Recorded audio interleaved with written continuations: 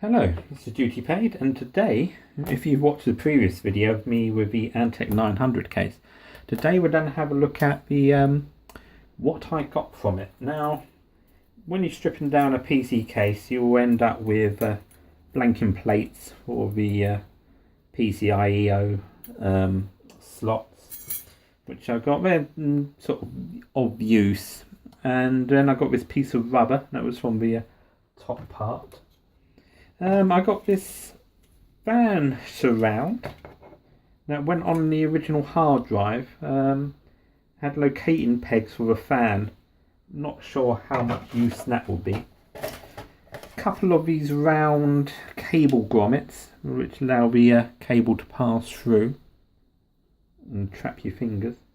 And a absolute ton of the thumb screws. Now these are quite expensive on eBay. Probably won't end up using any, but always a handy spare to have. But for the main items, obviously I got this. This was the back panel, which is a piece of steel, and these edges are not exactly sharp as a knife, but you wouldn't want to. It could easily draw blood if not a bit pressed. Always handy to have a nice flat bit of steel. Quite hard to work with. Obviously steel is difficult. Mainly to cut is the... if this is aluminium, then a sort of junior hacksaw will make quite light work of it. But still probably a good base. We will see. Moving on. Then we have the front panel. Now I showed this briefly. We've got a bit of perspex here, or probably acrylic actually. Some handy mesh, and flipping this over, there's a mount for a 120mm fan, which you might be able to cut down and use, but you can get the hole patterns for the fans easily enough and mark out the holes. Few more screws. Screws are always handy. I save anything with screws. Got a big pile of them because you never know when you might need that sort of custom length. And another piece of steel. Here we have the original backplate. This was in two parts, which I will sort of normally goes together like so. But it's quite handy it's in one part, because if you're doing a custom build, and I will show you the case on it. So moving here, probably use the PSU mount, because all the holes you can get templates for, and you can print out templates. You can mark the holes as carefully as you can possibly be, punch them, drill them, and it just is not lined up. But here we have to do is hacksaw across there. You know, this, we can also paint this, and it's nice sturdy, and we can use that as a PSU mount. Quite a nice fan protection, and quite rigid. Not much else on there for saving. But then we have, going down to the motherboard parts. Now, I'm sure if you have enough time, you could probably even like 3D print one of these, or lay out the steel and bend it up. But as you can see, the rivets are still on here. You can see how the rivets work. It's like a ball in the sleeve when it gets pulled through. We get extreme close up. A ball on the sleeve, and when that gets pulled through, it jams the metal together. And obviously when you drill out the top, that will cure. So that would normally go like that in a computer. Motherboard sitting here with the IO shield, back plate, whatever you care to call it, and then your PCIe cards will slot in here. And when you're talking about 3 dimensions, it's easy enough to lay out a motherboard and drill the holes. But then when you've got the you know, distance from here with the IO shield lining up, then say if you've got a graphics card, sound card, anyone still use them, or even sort of storage solutions. What I'll probably do is go for a board that The size would, I think it's 1 slot or 2 slots, so this would be easy enough to sort of hacksaw down. And obviously clean this up, get any grease, grime off it, shot coated primer, paint it any colour you want.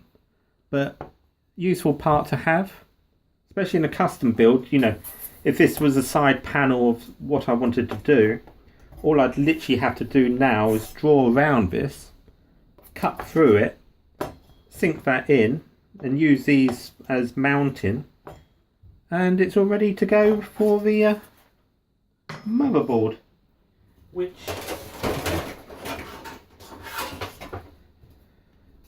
we have here. This is the motherboard tray. As you can see, it's still got a few standoffs here, so we just bring back the IO shield, not IO shield, so that would go roughly around about there.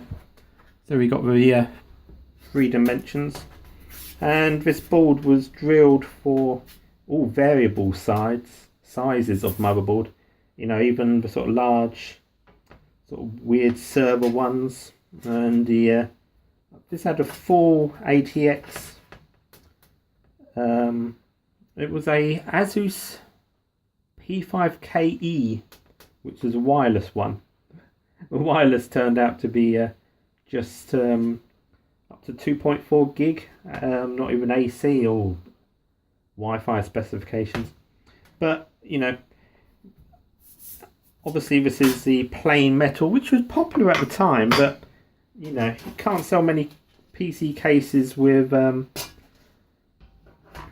just plain metal backgrounds. Everyone wants colour, and of course this is plain. Clean it, degrease it, primer, any colour you want, or even if you want to go to the extra expense, powder coating, but that would be a little bit extreme, especially on sort of budget wise. But you can do home powder coating, which has always interested me. You just need the machine, but once you get into that, you probably spend as much as you would just having one part powder coated. This is the top panel, which is I hope that shows up better on camera. Let's just wave over with the this black absorbing all the light, which we touched on in the other video. Any non-latching button can be used as a power button. USB 2 headers and dodgy headphones and mic inputs won't be needed. And this what happened, this was buried in the machine. You couldn't get to this for love or money. So the cables might be still used. The fan, I would really have to stick 12 volts on that and give it a listen. It could be used, but this thing was such a dust trap back in the day, and it's probably removable now, but it's really got sort of stuck in there. I saw a notification on my phone, don't know what that meant. Got enough recording, so I'm just recording on my phone, which is better than my old camera. So that was only 720. My phone's 10 should know this, 1080. And that's the top panel, but 240 fans, another expense. It's not really worth using now, one that was in service for so long. But these header cables are linked for the HD audio USB headers, so you can make up your own USB header. You just notice on the cables, let's have a look at that, it's gone a bit dark. So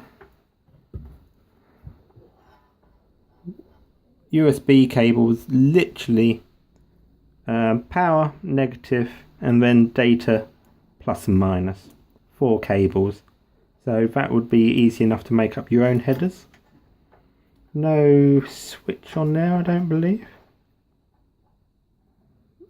AC97, not really sure what that is. I can't remember where the switch, oh there we are. Power switch and hard drive light, hard drive indicator light. I don't know if that's picking up. Super dark. Let's take a bit of camera light on it. Normally I record during the day when you've got a bit more natural light. I really need some LED lights to get things going. Just quickly run through the other bits. Front panel tower. Not really much savable on that. A few screws. The screws are cheap enough. And these are a few more of the panels. So we have, these were to replace if you took out a DVD drive and stuff. Can be used as vent panels. They're probably, you could probably squeeze some fans in there, but probably wouldn't do too much for case cooling. Old 120 fans, this went through a lot of fans in this time. Ended up with these Antec F12s, which worked okay. Got a bit noisy after the time, but as you can see, this was mounted into a cage on the front of the machine, and then these were screwed onto the front of the cage. Then that cage was clipped onto the exactly the same, clipped onto the front of the hard drive enclosure, which was then slid into the machine from the front. And then the panel was put onto the front. You can see the front and nut there. So if you wanted to remove hard drive, you had to remove the whole cage. And then to get at the fan, it was literally take all that out, take the hard drive out with these super long screws that have to pass all the way through there into the hard drive. And then you had to unclip the front cage, unscrew these bits and clean the fan out.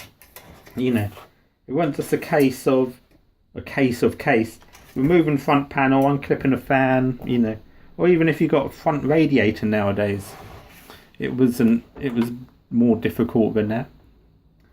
Got my little clock telling me how long I've recorded for. Trying to keep these videos fairly short. I could rabbit on for an hour, but I believe the average YouTube concentration is about 10 minutes. Who wants to watch me rabbit on all day? So this is hard drive parts. So that was part 2 kicking out fairly soon.